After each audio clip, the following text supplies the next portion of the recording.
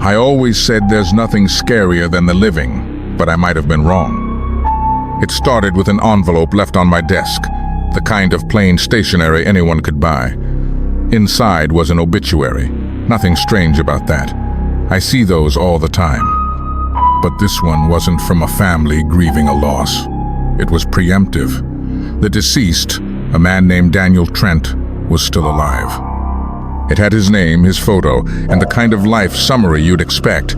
Loving husband, father of 2, worked as an engineer, loved fishing, and at the bottom was a death date. 3 days from then.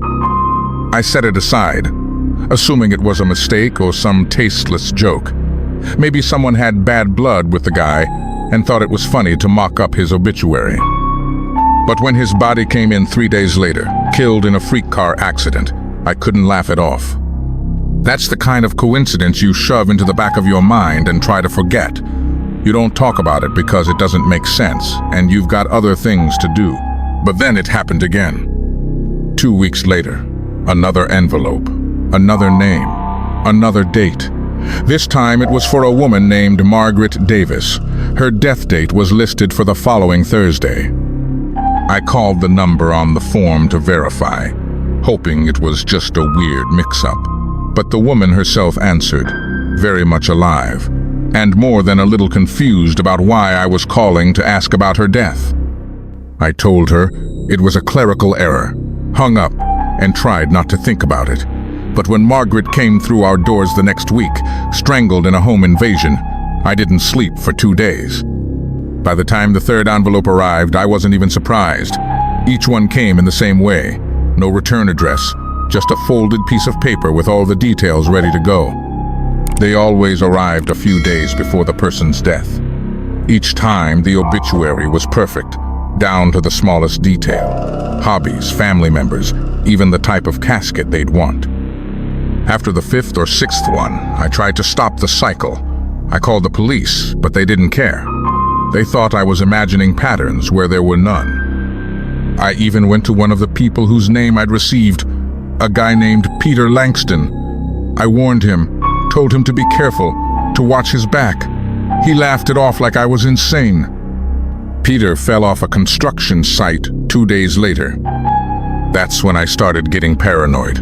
I watched the security cameras obsessively, waiting to catch whoever was leaving the envelopes. Nothing. No one came in or out when they shouldn't. It was like the envelopes appeared out of thin air. Then, one morning, I found my own name staring back at me. My obituary was shorter than the others. Quiet funeral director, private in life, unremarkable but dutiful. It listed no family, no friends, just my profession. The death date? 3 days away. I burned the paper in the sink and tried to convince myself it meant nothing. I wasn't like the others.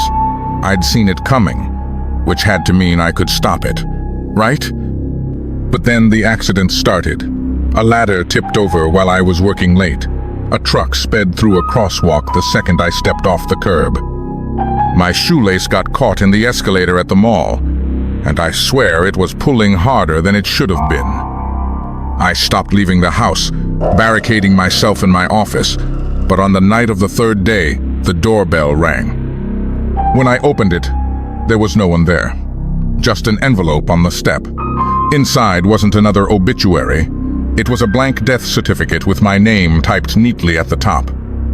The next thing I remember is waking up in a hospital bed, bandages covering half my body. A nurse said I'd been pulled from a house fire. My office had gone up in flames that night, with me inside. I don't know who sent those obituaries. I don't know how they knew what was going to happen, but I am still here. Sometimes, though, I wonder, did I survive because I escaped whatever fate they had planned for me? Or is it just not my turn yet? When I got home from the hospital, there was another envelope waiting for me. This time it was blank. Just a reminder, I think, to let me know they're still watching. If you received an obituary with your name on it and an exact death date, what would you do? Would you investigate or try to change your fate? Also, if you enjoyed this story, Make sure to hit the like, share, and subscribe button. It really helps us reach more people who love spine-chilling stories like this.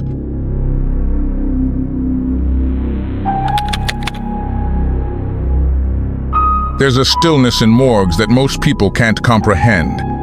It's the kind of quiet that becomes its own sound, a weight pressing down on your chest. I'd always liked that stillness. It gave me time to think, to process. But then, one night, that quiet betrayed me. It started with a sound. It was faint, almost imperceptible, like someone exhaling softly. At first, I thought it was the ventilation system. The refrigeration unit in our cold room had been temperamental for months, and I figured it was overdue for maintenance. I didn't think much of it until it happened again, and again. The sound always came when I was alone, a soft, rhythmic breathing, too human to ignore. I told myself it was my imagination, the byproduct of too many long shifts and too little sleep. But the sound didn't stop, and after a while, it started to follow a pattern. It would begin the moment I stepped into the cold room and stop the second I left. The cold room is supposed to be a place of permanence. Nothing changes in there. The bodies don't move, the air doesn't shift, and everything is meticulously catalogued. But now, every time I opened the heavy steel door, I felt like I was intruding on something that didn't want me there. One night, I decided to stay late and figure out what was going on. I inspected every inch of the room, checking for gaps in the seals or faulty fans. Nothing was out of place. The breathing, though, was louder than ever. It seemed to come from everywhere and nowhere all at once. Out of desperation, I set up a camera. It wasn't anything fancy, just an old security model we used for recording embalming sessions. I mounted it in the corner of the room, angling it to capture as much as possible, then locked up and went home. The next morning, I came in early to review the footage. At first, everything looked normal. Rows of steel gurneys, the faint hum of the refrigeration unit, and the stillness I'd always known. But about 2 hours into the recording, something changed. One of the corpses, a middle-aged man who'd come in after a heart attack, moved. I froze, my finger hovering over the pause button. At first, it was subtle, a twitch of the fingers, a shift of the shoulders. Then, slowly, methodically, the man sat up. His head turned toward the camera, and I swear I could feel his gaze through the screen. He didn't move for what felt like an eternity. Just sat there, staring directly into the lens with eyes that should have been clouded and lifeless but weren't. They were sharp, calculating, watching. Then, just as slowly, he lay back down. By the time the footage ended, he was motionless again, as if nothing had happened. I replayed the clip a dozen times, searching for some logical explanation. Maybe rigor mortis had set in strangely, or maybe it was a trick of the light. But no amount of rationalizing could explain the way his eyes had locked onto the camera, like he knew I'd be watching. I didn't tell anyone what I'd seen. Who would believe me? Instead, I moved his body to another unit, hoping to put some distance between myself and whatever I'd witnessed. But the breathing didn't stop. Now, it followed me everywhere. Into the embalming room, the hallways, even my office. The sound grew louder, more insistent, as if trying to draw me back to the cold room. One night, I gave in. I stood in front of the cold room door, the sound of my own breathing blending with the steady rhythm coming from inside. With a deep breath, I opened the door. The room was empty. The bodies were still, the air cold and sterile. But when I turned to leave, I saw it. My own reflection in the steel door of the refrigeration unit. Behind me, the man stood upright on his gurney, his eyes fixed on the back of my head. I don't remember how I got out of there. I went back to the footage, but for some funny reason, the whole scene of the man sitting up was missing. It was as if someone had tampered with the clip, or was I imagining the whole thing? I couldn't have imagined it all that time I replayed it. I honestly don't know. It felt as if I was losing my mind. I decided to take a break from the morgue, from the dead. Still, I can't shake the feeling that I am being watched. Every so often, I hear faint breathing in my apartment, so soft, so familiar. I haven't reviewed the footage again, and I never will. Some things are better left unseen.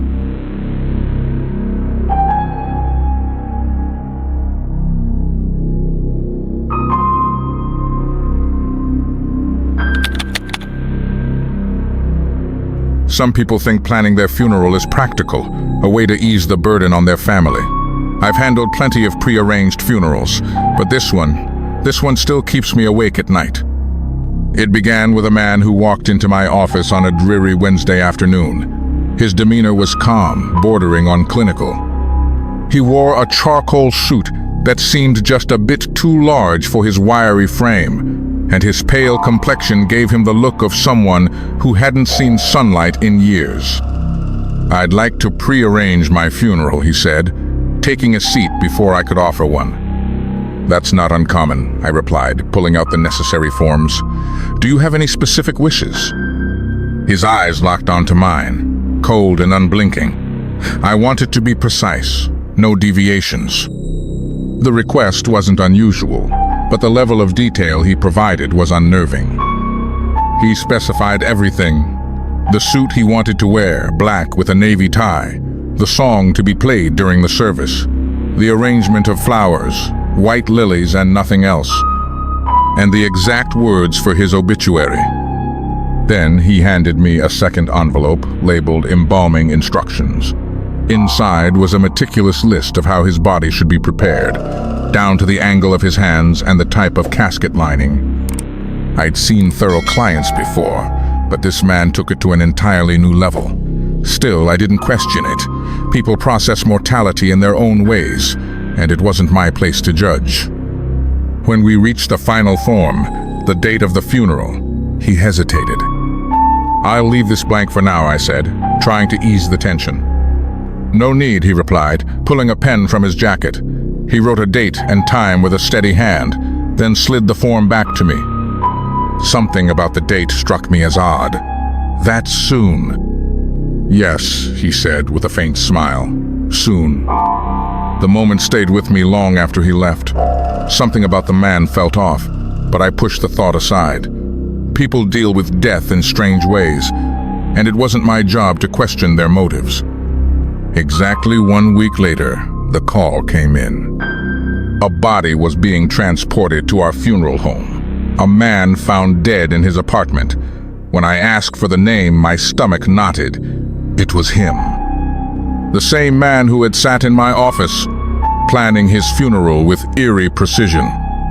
When they brought him in, I had to double-check the paperwork. Everything matched. His name, his date of birth, and most disturbingly, the exact date and time of his death.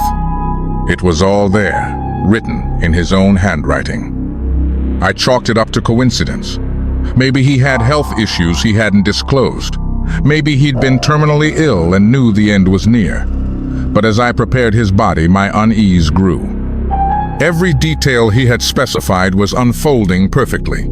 The suit he described was in the bag delivered with his body. The obituary he'd written was ready to be published. Even the lilies had been delivered earlier that morning without my ordering them. It was as if the entire event had been orchestrated in advance, down to the smallest detail. The embalming process was where things took a darker turn. As I worked, I noticed something odd. His body showed no signs of the typical post-mortem changes. No rigor mortis, no discoloration. His skin was cold, but it felt alive, almost pliable. And then there was his expression. Most corpses have a neutral or slackened look, but his face was calm, almost serene, with the faintest hint of a smile. By the time I finished, I was rattled, but I told myself it was just my imagination. The day of the funeral arrived, and everything went as planned. The service was sparsely attended, just a few distant relatives and a handful of acquaintances. The man had left no family, no close friends. As the ceremony concluded and the casket was lowered into the ground, I felt a strange sense of finality, as if I were closing a chapter of a book I wasn't meant to read.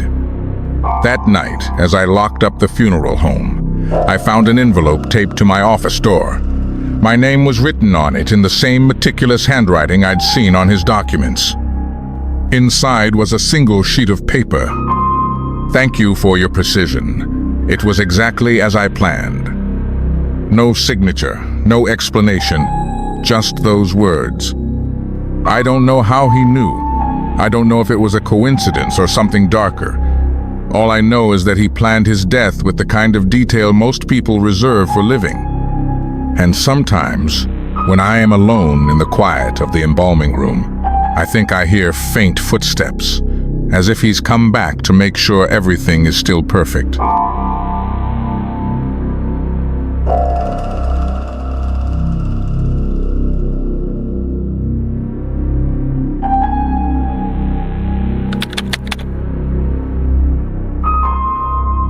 It was a quiet night at the funeral home, the kind of stillness that makes you acutely aware of every creak, every whisper of the wind.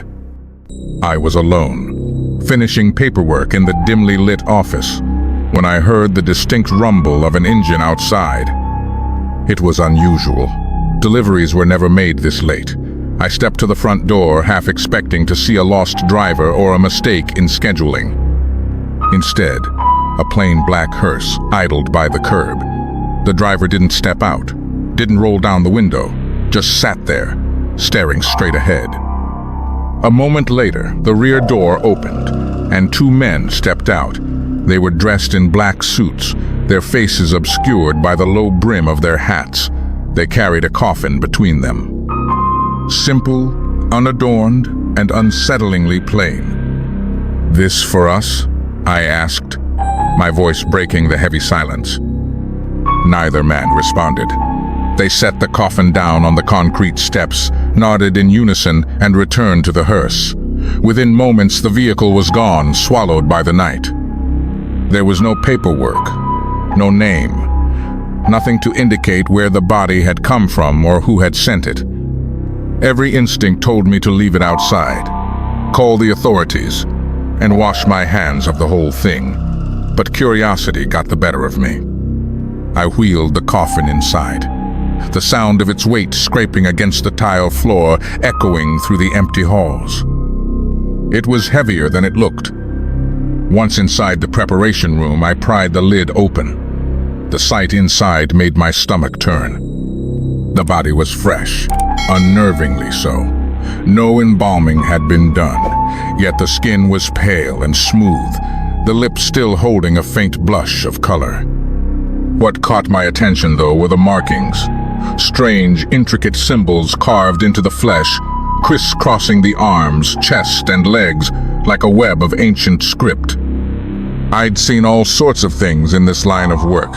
Tattoos, scars, even bizarre ritualistic injuries. But this was something else. The carvings were precise, too deliberate to be random. Against my better judgment, I leaned in for a closer look. The symbols seemed to shift in the dim light, as if they were alive, pulsing faintly against the pale skin. My heart pounded as I forced myself to back away, shutting the coffin lid with a resounding thud. I decided to leave it until morning. That night, I barely slept. When I finally drifted off, I was haunted by nightmares of those symbols, glowing, writhing, wrapping themselves around me like chains. The next morning, I returned to the funeral home, exhausted but determined to make sense of the delivery. I was greeted by something far worse. The symbols, they were on the walls. Carved deep into the plaster, the same intricate designs as the ones on the body. They snaked across the hallways, spiraling out from the preparation room where I'd left the coffin. My pulse quickened as I approached the room, the air growing colder with every step. The coffin was open. The body was gone. My first thought was that someone had broken in, but there were no signs of forced entry. The security footage offered no answers either. Just hours of static punctuated by brief, inexplicable moments of darkness. Over the next few nights, the symbols spread. They appeared on every surface, walls, doors, even the mirrors in the bathroom. At first, I tried scrubbing them off, but they wouldn't budge. Then I painted over them, but the lines bled through the fresh coat like ink on wet paper. And the nightmares continued. Every night, I dreamt of the body, its eyes open, staring, its mouth moving as if whispering something just out of earshot. The symbols would glow brighter, burning into my vision until I woke up in a cold sweat. One night, I decided I couldn't take it anymore. I returned to the funeral home with the intention of burning the coffin. Destroying it felt like the only way to end whatever curse had been unleashed. But when I opened the preparation room door, I stopped cold. The body was back, lying on the table, the symbols glowing faintly in the darkness. This time, the face was turned toward me, the eyes open wide. And then it spoke. The words were garbled, like a distant echo, but I understood them clearly. You were not meant to see. The lights in the room surged, blinding me for a moment. When I blinked, the body was gone, and the room was empty. The symbols had vanished, leaving the walls clean and unmarked. I quit the next day. I don't know who sent that coffin or why. I don't know what those symbols meant or where the body went. But sometimes late at night I feel like they're still there, etched into my mind, waiting for the right moment to resurface.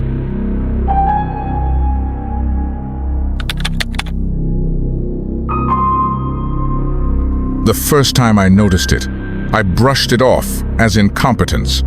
Maybe someone had been careless during transport or while moving the body from the hospital to the morgue. A small puncture wound on the sole of a woman's foot caught my eye, but I didn't give it much thought. People hurt themselves in all kinds of odd ways during their lives, and no one's body arrives here without its share of imperfections. The second time I lingered.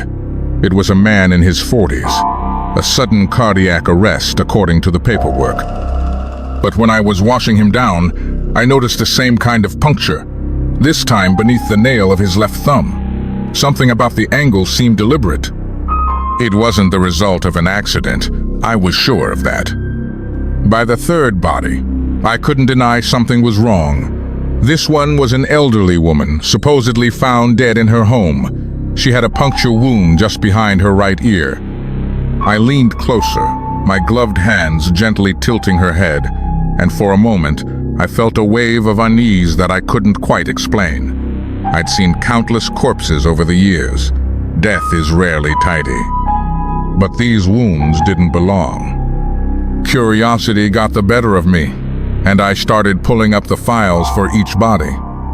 Cause of death, natural causes, each one signed off by the same clinic.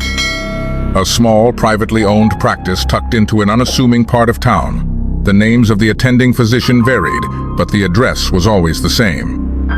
I don't know what drove me to dig deeper. Maybe it was boredom. Maybe I'd seen one too many unexplained marks on bodies that passed through my hands. Or maybe it was the way those wounds whispered something I didn't want to hear. Late one night, when the morgue was quiet and the hum of the refrigeration units was the only sound, I decided to pull out the death certificates again. I lined them up on my desk, studying the signatures, the handwriting, the dates. They all pointed back to that clinic. I knew I shouldn't get involved. My job was to prepare the dead, not investigate the circumstances of their deaths. But something about those punctures, it gnawed at me. The next day, I drove to the clinic. It looked ordinary enough. A squat brick building with a faded sign and an overgrown lawn. The kind of place you'd drive past 100 times without giving it a second glance. Inside, the air was sterile. The walls painted that dull beige you find in every waiting room. A receptionist barely looked up as I approached. "Do you have an appointment?" she asked, her voice flat. "No," I said. "I am here about some patients, recently deceased." That got her attention. Her eyes darted to the side, and she hesitated before answering. "You'll need to speak with Dr. Halpern. He's not in today." I thanked her and left, but I didn't believe her. Something about the way she avoided my gaze told me she was lying. I parked my car down the street and waited. For hours, nothing happened. Patients came and went. The staff shifted in and out of the building, and the clinic's front door stayed firmly shut after closing time. It was around midnight when I saw them. A black van pulled up to the back entrance, and 2 men got out. They weren't dressed like medical staff. No scrubs, no lab coats. They unloaded something heavy from the back, a gurney covered with a thick, opaque sheet. My stomach twisted as I watched them wheel it inside. I don't know what I expected to find, but I couldn't leave without knowing. I crept toward the building, staying low to the ground. The back door was slightly ajar, and I slipped inside, careful not to make a sound. The hallway smelled faintly of bleach and something metallic, like pennies. Voices echoed from a room at the end of the corridor. I moved closer, pressing myself against the wall. 8 units already harvested, another 10 by the end of the month, one of them said. "Good. Keep the paperwork clean, no mistakes," another voice replied. I peeked through the small glass window on the door and froze. Inside, a body lay on the gurney, its chest opened with surgical precision. Blood pooled on the floor as the 2 men worked quickly, removing organs and placing them into sterile containers. My heart raced as I backed away, trying to steady my breathing. That's when I heard it, a faint creak behind me. I turned and a hand clamped down on my shoulder. "What are you doing here?" a voice growled. I stumbled over my words, stammering something about a mistake, a wrong turn, anything to get them to let go. But the man dragged me into the room, tossing me onto the cold tile floor. "You shouldn't have come here," he said, his expression cold. The last thing I saw before they knocked me unconscious was the gurney. The body's eyes were open, staring blankly at the ceiling.